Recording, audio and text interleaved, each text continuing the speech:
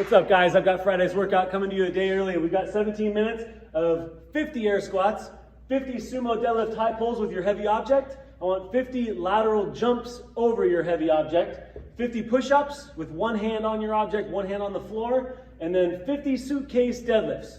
17 minutes, get through it. If you can, go back to the air squats and try to do it again.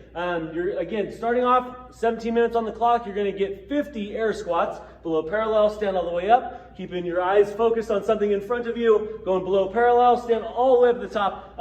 Next is a sumo deadlift high pull with your object, right? So whether you have a kettlebell or a dumbbell, I want both hands on the object, and the goal is to get it to your chin, right? So it touches the ground, jump and pull, elbows high and outside. Obviously you're not hitting your chin or any kind of contact on your face, but the goal is to aggressively extend, elbows high and outside, and then bring it on back down. So 50 sumo deadlift high pulls, and then you're gonna do 50 lateral jumps, right? So if you can, I want you to get it vertically or as tall as you can. It's just simply going to jump over and then jump over. If you'd like to face the object, you can jump over and then jump over. If you do not feel comfortable or safe doing that, please consider going shorter, or you could put like a line on the floor and we can just simply jump over that line and successfully get over it 50 times, right? Next is the push-up.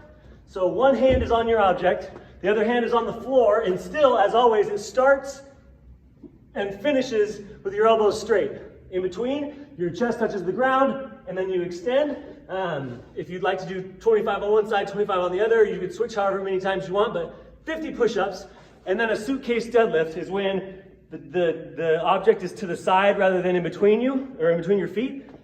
To the side, set your back, and stand. So just simply touch and stand, touch and stand. 50 total. You can trade sides however many times you want, but if you finish 50 deadlifts, you get to do air squats again. So again, 50 of these 5 movements in 17 minutes. If you get through the round, do it again. It's as many rounds as possible or reps in 17 minutes. As a warm-up, I really want you to consider, taking the time. The workout's only 17 minutes. So even if you can only give yourself 45 minutes, or usually our class is an hour, please, it's important. This is an important part of the program for you to really take some time with the seal stretch, a figure 4 stretch, moving on to a straddle hamstring, the calf wall, or a way of kind of opening up the ankles, back to your Samson, opening up the hips, and then flexing the hip with your deep lunge stretch. All right? I forgot to mention, you might as well get the blood flowing with 15 burpees, 10 air squats, and 5 push-ups, just to kind of get the blood flowing. Again, just kind of warm up a little bit. It's nice to warm the body before you start stretching.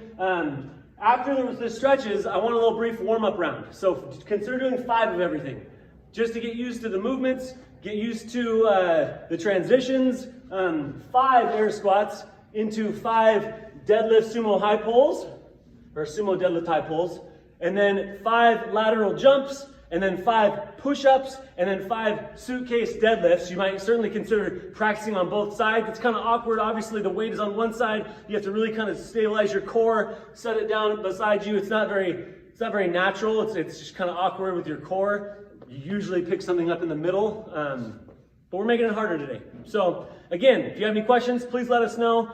Get after it. 17 minutes of fury. Try harder.